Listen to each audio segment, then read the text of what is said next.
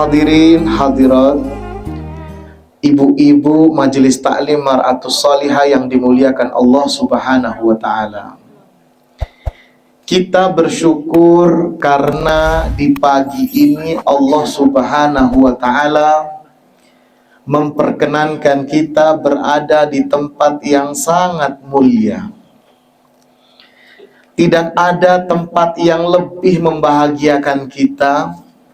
Tidak ada tempat yang lebih membuat kita tenang selain daripada tempat-tempat yang di dalamnya kita mengingat Allah dan mengingat Rasul sallallahu alaihi wasallam. Di majlis-majlis zikrullah, di majlis-majlis solawat kepada Rasulullah, yang di dalamnya kita baca akan ayat-ayat Allah, itulah tempat-tempat yang paling membahagiakan kita. Oleh karena itu kita bersyukur karena kita di umur yang seperti ini masih diperkenankan oleh Allah berada di tempat semulia ini. Tempat yang dikatakan oleh Kanjeng Nabi kita sebagai taman dari taman surga Allah Subhanahu wa ta'ala. Dan ini harganya mahal, ibu-ibu. Seberapa banyak uang yang jenengan punyai, itu tidak bisa menyamakan nilai daripada majelis di mana kita berada saat ini. Mahal. Memang kalau dinilai dengan tolak ukur dunia kayak remeh. Duduknya di karpet. Tidak seperti kalau di hotel-hotel. Kalau di hotel-hotel itu ballroomnya bagus-bagus, kursinya mewah. Tapi kita ini ngaji di rumah. Ada yang duduk di teras, malah ada yang duduk di gang. Tapi alhamdulillah kita merasa nikmat, kita merasa bahagia. Karena apa? Saat ini kita berada di taman surga Allah Subhanahu wa ta'ala. Dan kita yakin dari majelis-majelis semacam inilah besok akan membawa kita berkumpul lagi di surga yang sesungguhnya, yang insya Allah mudah-mudahan kita sebagai umat Kanjeng Nabi telah dijanjikan oleh Nabi kelak berada di surga. Amin Allahumma amin Allahumma amin. Kedua kalinya solawat salam kita haturkan kepada junjungan kita, Nabi Agung, Nabi besar, Nabi Muhammad sallallahu alaihi wasallam. Sakderenge kula pangapunten nggih. Kalau semisal saya berbahasa Jawa ada kelirunya, mohon dimaafkan. Saya yakin ibu-ibu sudah paham ini ya, karena dilihat dari medoknya ini KW bukan asli ya. Saya ini terus terang dari Nusa Tenggara. Alhamdulillah dahulunya belajar kepada Kiai Basori Alwi. Kemudian setelah lulus dari Kiai Basori Alwi, kemudian melanjutkan kepada guru kami Gus Lukman Al-Karim. Dan sampai saat ini kami masih berkhidmat kepada Gus Lukman, yang kebetulan putra dari yang ketempatan rumahnya ini murid kami di pondok. Mungkin tidak tahu ya apa susah nyari ustadz, akhirnya oh ini ada Ustadz Fadil di pondok, udah akhirnya alhamdulillah ngundang saya. Tapi alhamdulillah sebenarnya saya ini tidak asing dengan Sawah Jajar, karena saya sangat sering ke Sawah Jajar, cuman biasanya di tempatnya Abah Munir, Ketua Majelis Taklim Al-Hasani, Masjid Al-Adil Wal Ihsan. Saya masih ingat pernah satu kali ceramah di pengajian ibu-ibu semacam ini, tapi di dekat masjid yang di depan, Masjid Miftahul Jannah.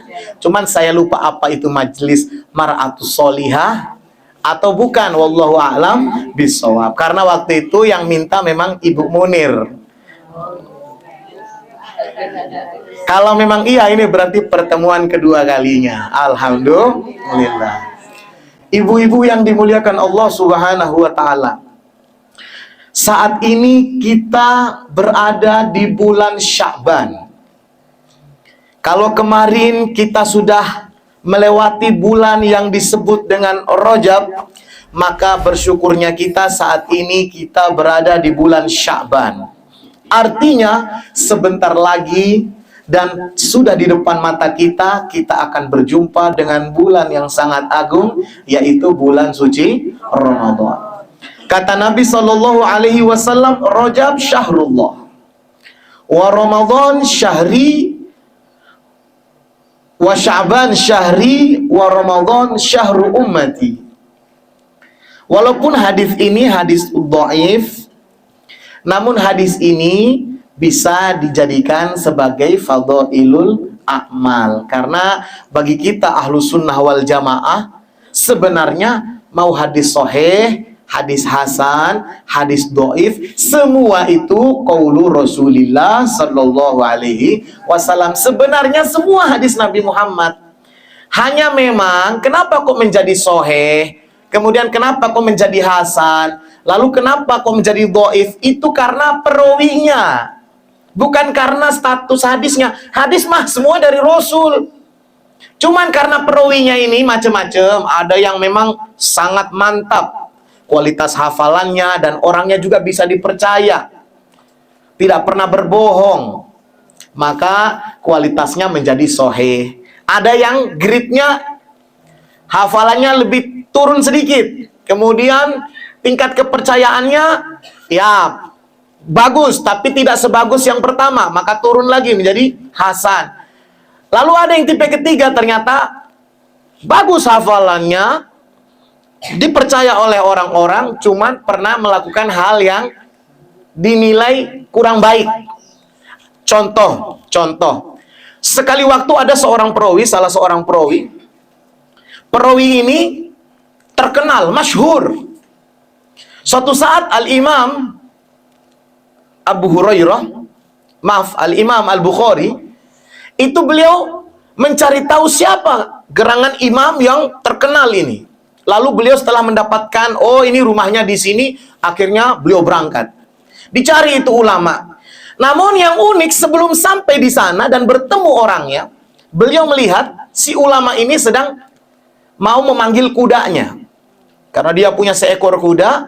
Lalu ketika kudanya itu masih berjalan, dia ambil rumput begitu, digerak-gerakin biar kudanya mau datang. Ternyata setelah kudanya datang, rumputnya nggak dikasih rumputnya, ditangkap kudanya. Ternyata sebab ini saja kualitas hadisnya menjadi hadis dhaif. Oleh karena itu, kita ahlu sunnah wal jamaah, walaupun hadisnya hadis dhaif, tetap kita gunakan, tapi hanya sebatas dijadikan fadhailul a'mal. Apa itu fadhailul a'mal? Fadhailul amal adalah hal-hal yang memotivasi kita dalam beramal atau beribadah kepada Allah Subhanahu wa ta'ala. Bukan menjadi rujukan dalil dalam mengambil suatu istinbat hukum, tapi sebatas untuk memotivasi kita. Wah, ini harus semangat bulan Sya'ban. Oh, ini bulan Ramadan harus semangat. Nah, seperti itu. Itu yang dinamakan fadhailul a'mal. Nah, hadirin, ibu-ibu yang dimuliakan Allah Subhanahu wa ta'ala, ketika Nabi SAW menyebutkan Rajab syahrullah, di situ ulama mengatakan mengapa Rajab dijadikan sebagai bulan Allah? Karena di bulan Rajab Allah Subhanahu wa ta'ala membuka selebar-lebarnya pintu ampunan bagi siapa saja hambanya yang ingin kembali kepada Allah Subhanahu wa ta'ala. Bagi hamba-hamba yang lebih khusus merasa banyak dosa kepada Allah Subhanahu wa ta'ala. Kalau kita mengaca kepada diri kita, tentu kita ini bukan orang yang sempurna di mata Allah. Bahkan bisa jadi kita ini orang yang sangat hina di mata Allah Subhanahu wa ta'ala. Ulama-ulama dulu untuk menghancurkan egonya, itu mereka sampai apa? Masuk ke kandang-kandang, masuk ke kotoran-kotoran. Untuk apa? Membersihkan kotoran-kotoran hewan. Untuk apa? Menjatuhkan egonya, biar tidak merasa sombong, biar tidak merasa alim, biar tidak merasa paling hebat ibadahnya di mata Allah Subhanahu wa ta'ala. Bahkan ada satu ulama yang mungkin dari ibu-ibu ada yang pernah dengar namanya. Namanya Al-Habib Ali bin Abdurrahman Al-Jufri. Ini seorang ulama dari Yaman.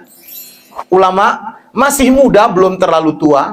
Umurnya di 40 ke 50 umur beliau. Namun beliau ini sangat masyhur di dunia dakwah. Itu sangat dikenal Al-Habib Ali Al-Jufri. Orangnya alim, murid daripada Al-Habib Umar bin Hafid yang ada di Hadramaut, yang kemarin datang ke Indonesia, dipadati oleh ratusan ribu massa yang ingin mendengarkan untayan-untayan ilmu dari beliau. Itu muridnya ini, itu setiap kalau ke bandara, tidak lupa beliau ini selalu mampir di kamar mandi. Ngapain Bapak Ibu? Ternyata bersihin toilet beliau. Ketika muridnya ternyata tidak sengaja melihat kelakuan gurunya ini, ditanya, "Wahai Habib, antum kenapa?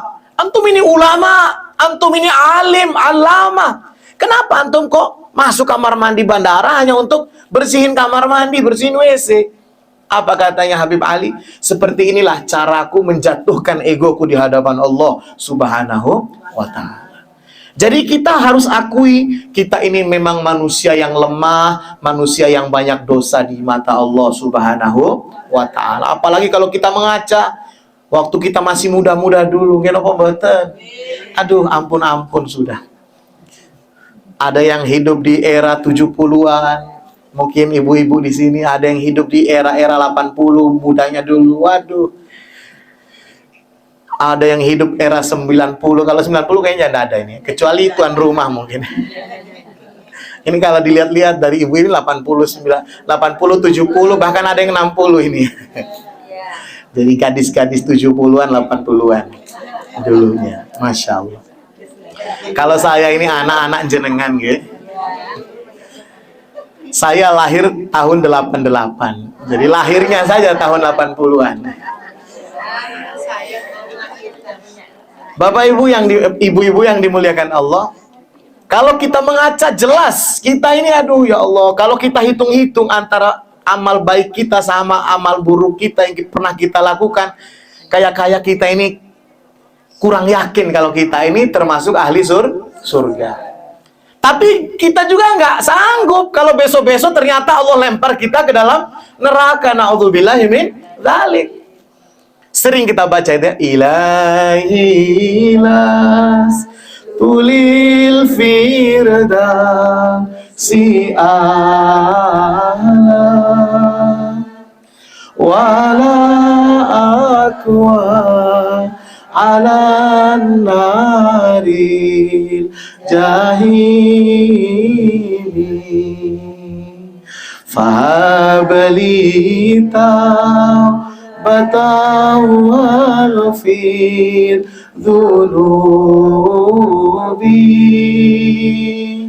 fa innaka ghafiru dzambil azimi. Dosa kita banyak di hadapan Allah. Rasa-rasanya kayak surga ini jauh dari kita. Tapi kita juga nggak siap kalau besok-besok kita dimasukin oleh Allah, kemudian kita disiksa di dalam neraka Allah Subhanahu wa Ta'ala. Banyak dosa kita, hanya saja bulan Rajab sudah berlalu. Sampai ulama mengatakan, andaikan seorang hamba itu dosanya setumpuk gunung, lalu dia mohon ampun kepada Allah, pasti tidak akan ditolak, pasti diampuni oleh Allah Subhanahu wa Ta'ala. Itu hebatnya bulan Rajab, bulan yang Allah berikan sebagai kesempatan bagi umat Nabi Muhammad untuk bertaubat, memohon ampun kepada Allah Subhanahu wa Ta'ala. Dan mudah-mudahan bulan Rajab kemarin kita semua diampuni dosanya oleh Allah Subhanahu wa Ta'ala. Kemudian selepas kita dari bulan Rajab, saat ini kita berada di bulan Sya'ban, bulannya Nabi Muhammad. Yang mana, mengapa kok bulan ini disebut dengan bulan Nabi Muhammad? Karena di bulan inilah perintah bersolawat kepada Nabi Sallallahu Alaihi Wasallam diturunkan oleh Allah Subhanahu wa Ta'ala. Kalau kita selama ini diperintah oleh Allah untuk sholat, kita wajib sholat, tapi apakah Allah sholat? Tentu tidak.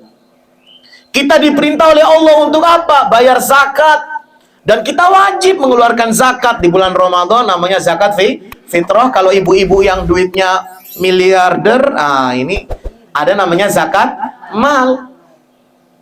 Kita keluarkan zakat, tapi lantas apakah Allah berzakat? Tidak, Bapak Ibu, yang punya dunia seisinya ini adalah Allah. Kemudian ketika Allah perintah kepada kita untuk berpuasa, Allah perintah kepada kita berhaji ke Baitullah. Apa lantas Allah puasa dan Allah berhaji? Tentu tidak. Padahal ini semua adalah perintah-perintah wajib yang semua umat Nabi Muhammad wajib melakukannya. Akan tetapi lihat, ketika Allah perintah kepada kita untuk bersolawat kepada Nabi, innallaha wa malaikatahu yusalluna 'alan nabi ya ayyuhalladzina amanu sallu 'alaihi wa sallimu taslima. Allah terlebih dahulu memberi contoh. Sebelum Allah perintah kepada kita, Allah mau bilang, wahai Bapak Ibu, wahai umatnya Nabi Muhammad, saya saja Allah, Tuhan. Dan semua para malaikat-malaikat ini bersolawat kepada Nabi. Maka baru diperintah, ayo semua orang-orang yang beriman, orang-orang umatnya Nabi Muhammad, bersolawatlah kalian kepada Nabi. Baru diperintah kita. Allah bersolawat kepada Nabi. Para malaikat, waduh, kalau kita bicara malaikat, tidak karu-karuan jumlahnya. Kita mencoba untuk bagaimana jumlah malaikat. Dalam sebuah keterangan, disebutkan oleh Al-Imam Asy-Sya'rani.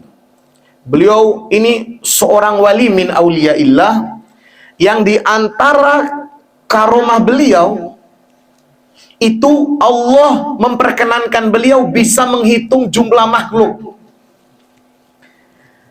lebih khususnya jumlah manusia dari awal hingga ila yaumil qiyamah.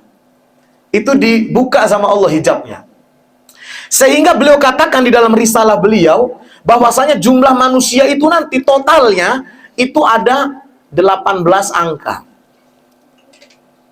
Jumlah manusia itu ada 18 angka. Berarti jumlahnya tidak kecil. 18 angka kira-kira jumlahnya besar apa tidak, ibu-ibu? Besar. Nah, jumlah manusia yang sebesar ini, kalau dibandingkan dengan makhluk Allah yang ada di darat yang bernama binatang, hewan-hewan kecil, kambing, sapi, dan sebagainya itu jumlah kita manusia baru sepertiga daripada jumlah hewan yang ada di darat. Kemudian jumlah manusia dan hewan yang ada di darat ini, apabila dibandingkan dengan hewan yang ada di laut, maka jumlahnya baru sepertiga daripada hewan yang ada di laut. Kemudian, kata beliau, jumlah manusia, jin, bahkan hewan baik yang ada di darat maupun yang ada di laut, jika dibandingkan dengan malaikat Allah yang ada di langit pertama saja, maka jumlahnya itu baru 1/3 daripada malaikat Allah Subhanahu wa ta'ala. Kemudian jumlah malaikat yang di langit pertama beserta manusianya, jinnya, binatang-binatangnya baik yang di darat maupun yang di laut, jika dibandingkan dengan malaikat Allah yang ada di langit yang kedua, maka jumlahnya baru 1/3 daripada malaikat yang ada di langit yang kedua. Jumlah yang seperti ini besarnya jika dibandingkan dengan malaikat Allah yang ada di langit ketiga, jumlahnya baru 1/3 daripada malaikat Allah yang ada di langit yang ketiga. Jumlah yang sebesar ini lagi, Bapak Ibu yang dimuliakan Allah, jika dibandingkan dengan malaikat Allah yang ada di langit keempat, kelima, dan seterusnya sampai dengan langit ketujuh, jumlahnya baru 1/3 daripada malaikat Allah yang ada di langit yang ketujuh. Dan semua malaikat-malaikat ini tidak pernah berhenti ila yaumil qiyamah bersolawat kepada Rasul sallallahu alaihi wasallam. Bayangkan jumlah malaikat yang sedahsyat itu, ibu-ibu, tidak pernah berhenti sedikit pun bersolawat kepada Rasul sallallahu alaihi wasallam. Tapi kita umatnya yang aku cinta kepadanya, yang bangga dengan nabinya, yang berharap nanti di surga kumpul sama Nabi, kadang-kadang ada lupanya kepada Nabi kita. Nggih napa mboten? Banyakan mana kita nyanyi-nyanyi sama sholawat? Sholawat insya Allah. Kalau sudah tua mah sholawat. Kalau dulu waktu masa muda baru. Masa muda, masa yang berapi-api. Gitu ya, kurang lebih. Ya lagu Roma. Kalau dulu waktu masih muda mungkin cubit-cubitan, senggol-senggolan. Ini kan lagu-lagu ibu-ibu zaman dulu kan. Untung saya agak hafal sedikit lah gitu. Masya Allah. Jika kita hitung-hitung sholawat kita ini mungkin masih kurang banyak. Padahal ibu-ibu yang dimuliakan Allah, jika kita memaksimalkan bersolawat kepada Nabi, artinya bersolawat kepada Nabi ini kita telepon Nabi Muhammad. Artinya telepon ini apa? Kita connect dengan Nabi Muhammad. Maka saya yakin suatu saat nanti jenengan pasti didatangi oleh Nabi Muhammad. Karena apa? Kata para ulama, setiap umat Nabi Muhammad itu bisa berjumpa dengan Nabi-Nya. Semua, siapapun umat Nabi, mau yang orang Jawa, orang Batak, orang Melayu, NTT, NTB, semua bisa ketemu Nabi. Mau orang Indonesia, Thailand, Afrika, Arab, dan sebagainya, semua bisa ketemu Nabi. Baik itu ketemunya lewat mimpi atau bertemu langsung dengan Nabi Muhammad SAW. Hanya saja memang makom yang bertemu langsung atau makom yaqadha ini rasa-rasanya kalau kita ini tidak mampu. Karena ini makomnya para wali-wali Allah Subhanahu wa ta'ala. Contoh ini kalau di Malang ada seorang wali, bahkan beliau ini mencapai makom kutub. Jadi kalau di dalam dunia perwalian itu ada makom-makomnya, sama kayak kalau tentara itu ada yang jenderal, ada yang letnan, ada yang mayor, sama. Dalam kewalian itu yang paling tinggi namanya kutub. Jadi satu dunia ada satu kutub, satu pimpinan yang para wali namanya kutub. Nah, yang mencapai makom kutub ini di Malang diantaranya yang pendiri pondok pesantren Darul Hadis. Nah, itu ada namanya Al Habib Abdul Qadir dan namanya Habib Abdullah Belfaqih. Nah, yang Habib Abdullahnya yang saya ingin cerita. Beliau ini disebutkan dalam kisahnya, dalam manaqibnya 360 kali pernah yaqadhatan bertemu Nabi SAW seumur hidup beliau. 360 kali berjumpa Nabi secara langsung, bukan mimpi, dan beliau mendapatkan hadis-hadis dari Nabi SAW. Bahkan itu ditulis dalam kitab risalah beliau tentang perkataan-perkataan Nabi, nasihat-nasihat Nabi yang disampaikan kepada beliau ketika beliau berjumpa Nabi SAW. Walaupun ini tidak masuk kategori hadis, karena yang namanya hadis itu adalah yang disampaikan kepada sahabat, kemudian ada, nah ini tidak disebut hadis, tapi hadis begitu. Karena itu perkataan Nabi, karena hadis itu artinya apa? Perbuatan, perkataan maupun penetapan dari Nabi SAW. Itu disebut hadis. Nah, karena ini perkataan Nabi yang beliau dengar langsung dari Rasul, maka masuk hadis, tapi tidak dikatakan, kalau dalam ilmu hadis tidak dikatakan hadis, tapi hadis begitu. Nah, ini wali yang biasa seperti itu. Kalau kita ini, wah, kayaknya susah gitu. Tapi kemungkinan yang kedua, bermimpi ketemu Nabi ini bisa.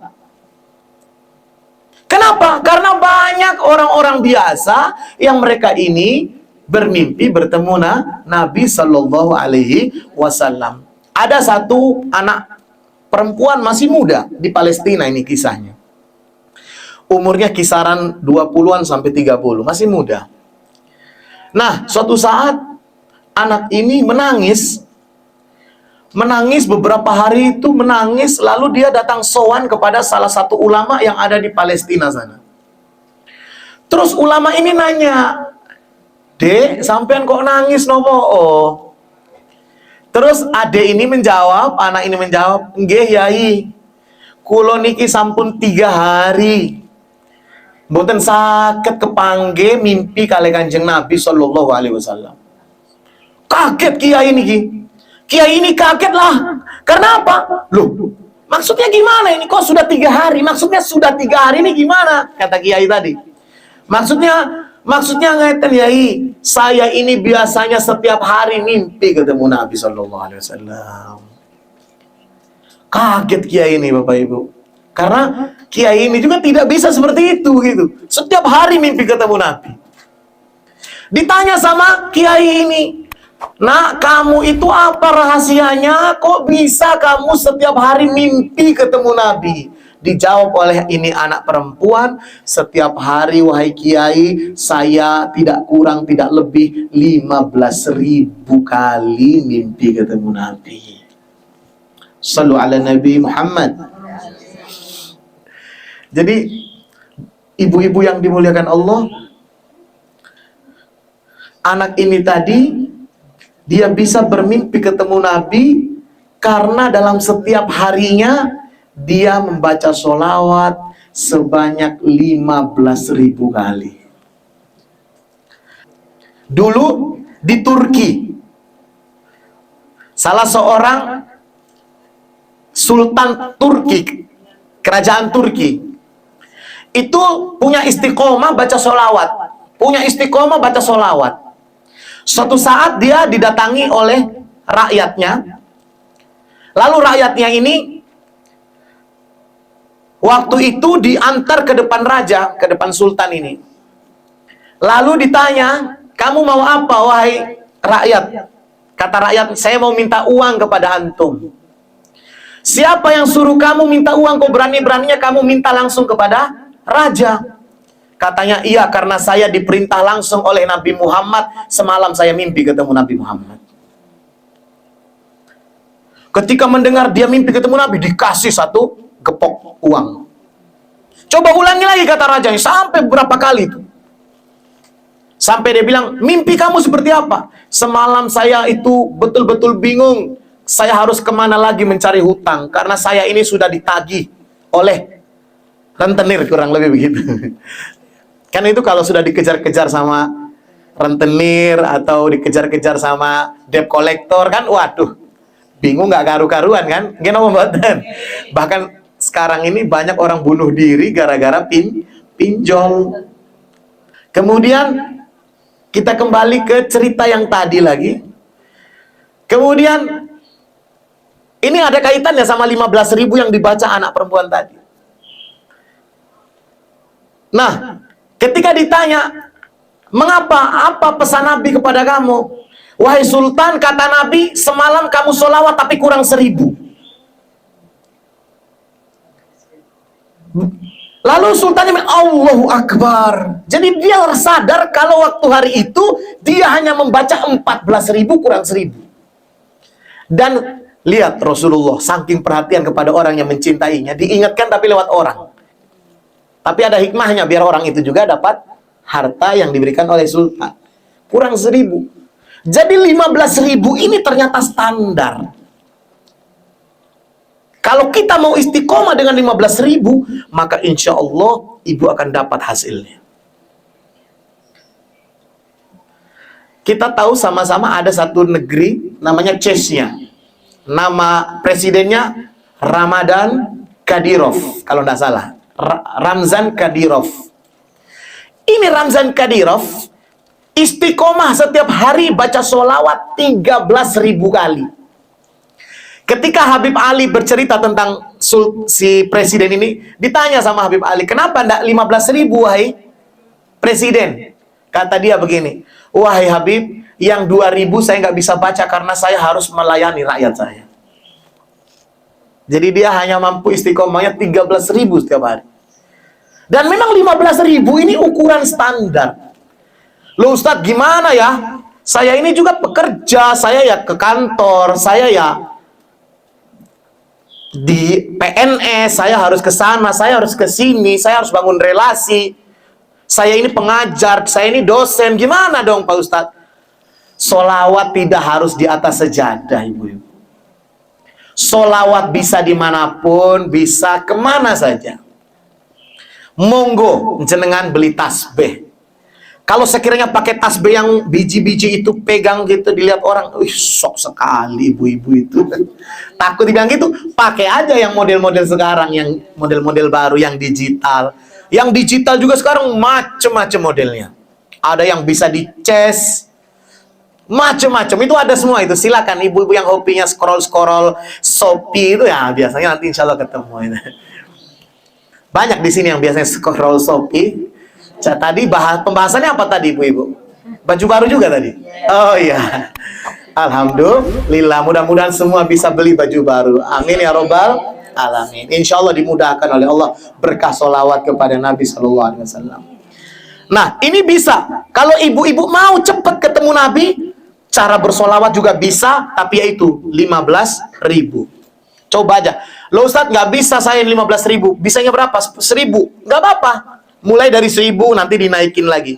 Di pondok kami itu anak-anak setiap habis sholat subuh itu baca sholawat 1.000 kali. Itu 1.015 menit selesai. Memang sholawatnya diambil sholawat yang paling pendek. Namanya sholawat Khidiriyah. Sholawatnya Nabi Khidir. Itu sholawatnya 1.000.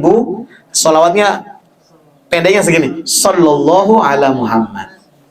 Sallallahu ala Muhammad. Sallallahu ala Muhammad. Sallallahu ala Muhammad. Nah itu 15 menit itu bisa 1.000. Berarti kalau jenengan baca ini 2 jam selesai. Nggak sampai 2 jam juga insya Allah selesai. Sambil terserah. Kalau ibu-ibu yang memang pengangguran sekarang, maksudnya yang sudah tidak kerja di rumah, alangkah indahnya kalau ibu isi hari-hari ibu dengan sholawat. Nggak terasa. Sambil nonton TV, sambil nonton sinetron, monggo. Mumpung ini bulan Sya'ban. Barangkali di bulan Sya'ban ini Nabi mencurahkan pandangannya kepada orang-orang yang maksimal membaca sholawat kepada beliau. Nah, kenapa saya harus cerita tentang mimpi ketemu Nabi ini? Kata guru saya, Gus Lukman, kalau orang sudah bisa mimpi ketemu Nabi, maka akan dimudahkan segala urusannya, baik dunia maupun akhiratnya. Digampangno. Akan dimudahkan sama Allah. Apa saja akan dimudahkan kalau sudah bisa mimpi ketemu Nabi. Bahkan sebagian ulama menyebutkan kalau orang bisa mimpi ketemu Nabi, itu berarti dia sudah mendapatkan tiket syafaatur Rasul kelak di yaumil qiyamah. Siapa yang tidak takut dengan keadaan di padang mahsyar nanti, tapi berbahagialah orang-orang yang sudah mimpi ketemu Nabi, insya Allah akan didapatkan syafaat dari Rasul Sallallahu Alaihi Wasallam. Maka mari kita coba. Bahkan ulama mengatakan sial, sangat sial apabila ada umatnya Nabi seumur hidup nggak pernah mimpi ketemu Nabi. Na'udzubillahi min dzalik. Jangan sampai kita jadi umat yang sial. Ayo, gimana caranya kita harus bisa mimpi ketemu Nabi? Harus.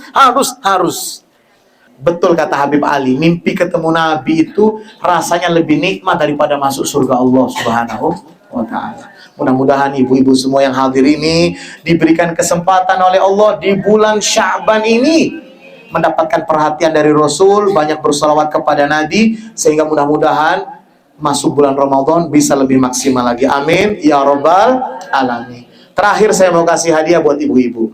Mau hadiah? Tapi hadiahnya bukan uang ya, tapi amalan. Sholawat Syajaratun Nuqut.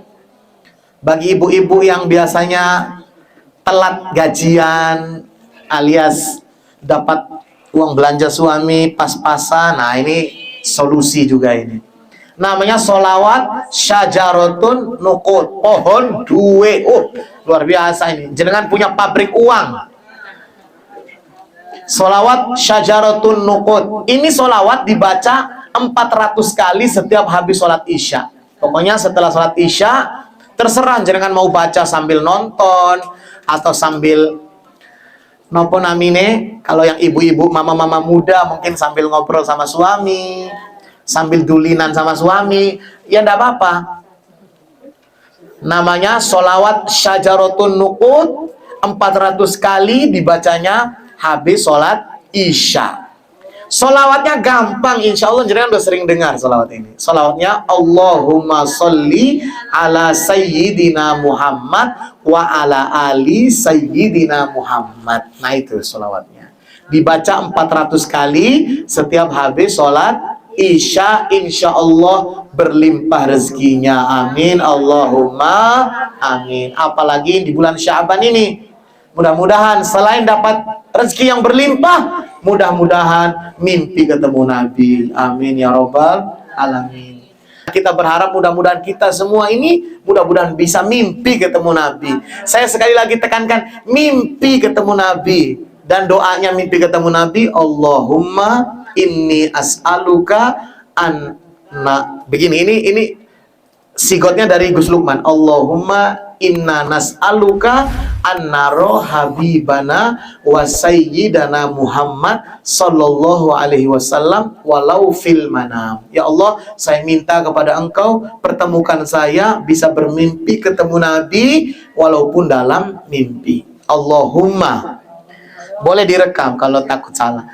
Allahumma inna nas'aluka annaro, Allahumma inna nas'aluka annaro habibana wa sayyidana Muhammad sallallahu alaihi wasallam walau fil manam. Allahumma inna nas'aluka annaro habibana wa sayyidana Muhammad sallallahu alaihi wasallam walau fil manam. Ibu-ibu yang dimuliakan Allah, saya kira sudah terlalu panjang takutnya ini. Sebenarnya saya masih pengen menyampaikan, tapi berhubung waktu ini kayaknya sudah siang. Mudah-mudahan ilmu yang sedikit ini bermanfaat buat ibu-ibu. Kalaulah ada sumur di ladang, bolehlah kita menumpang mandi. Kalaulah ada umur yang panjang, bolehlah saya diundang lagi. Amin ya robbal alamin. Terakhir kita berdoa kepada Allah, mudah-mudahan kita semua oleh Allah Subhanahu wa taala dikabulkan segala hajat-hajatnya dan diperkenankan bermimpi berjumpa Rasul sallallahu alaihi wasallam. Bismillahirrahmanirrahim. Alhamdulillahi rabbil alamin.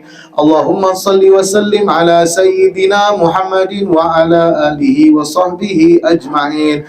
Allahumma ighfir lana dhunubana wa liwalidina wa limasyayikhina wa limuallimina wa lilmuslimina wal muslimat wal mu'minina wal mu'minat. Rabbana taqabbal minna innaka antas sami'ul alim wa tub alaina innaka antat tawwabur rahim. Ya Tawwab tub alaina, ya Tawwab tub alaina, ya Tawwab tub alaina warhamna wanzur ilaina. Astaghfirullahal azim, astaghfirullahal azim, astaghfirullahal azim, astaghfirullah rabbal baraya, astaghfirullah minal khataya, astaghfirullah rabbal baraya, astaghfirullah minal khataya. Teruskan ibu-ibu. Astaghfirullah. Ya Allah, ya Tuhan kami, hanya kepadamu lah ya Allah kami memohon ya Allah. Ya Allah, di majelis yang mulia ini ya Allah, ampunilah dosa-dosa kami ya Allah. Ampuni dosa-dosa kami ya Allah. Ampuni dosa-dosa kami ya Allah. Baik dosa kecil yang kami lakukan, lebih lagi dosa besar yang pernah kami perbuat ya Allah. Ampuni dosa kedua orang tua kami ya Allah. Baik orang tua kami yang masih hidup, lebih lagi orang tua kami yang telah meninggal dunia ya Allah. Ya Allah, ampunilah dosa guru-guru kami, saudara-saudara kami, sanak famili kami ya Allah. Ya Allah, kami bukanlah orang yang pantas untuk masuk ke dalam surga-Mu ya Allah. Kami bukanlah orang yang pantas masuk ke dalam surga-Mu ya Allah. Dosa kami banyak ya Allah, lupa kami banyak ya Allah. Tapi kami takut ya Allah, kalau besok Kau masukkan kami ke dalam neraka-Mu ya Allah. Kami takut ya Allah akan neraka-Mu ya Allah. Kami takut ya Allah akan neraka-Mu ya Allah. Ya Rabbi zidni ilman nafi'an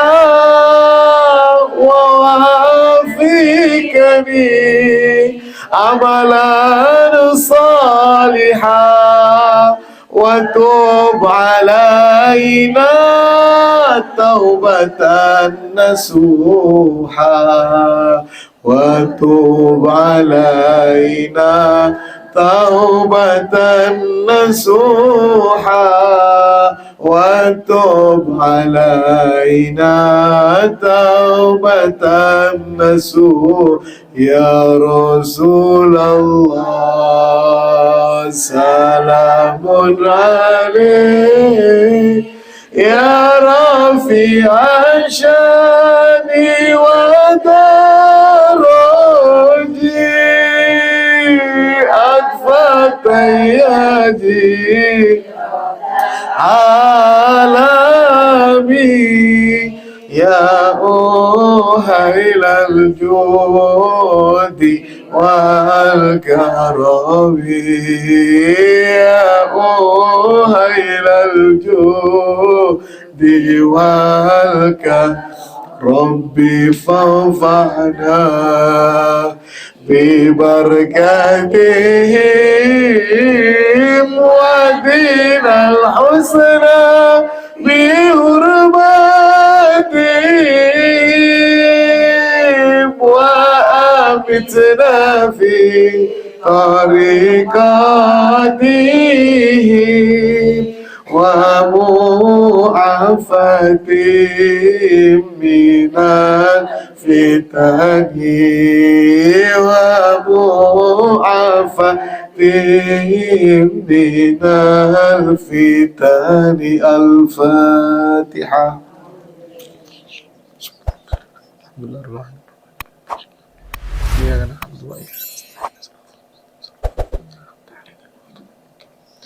Hadirin ibu-ibu yang dimuliakan Allah, demikianlah yang dapat kami sampaikan. Akhirul kalam wa lafu minkum. Assalamualaikum warahmatullahi wabarakatuh. Waalaikumsalam warahmatullahi wabarakatuh.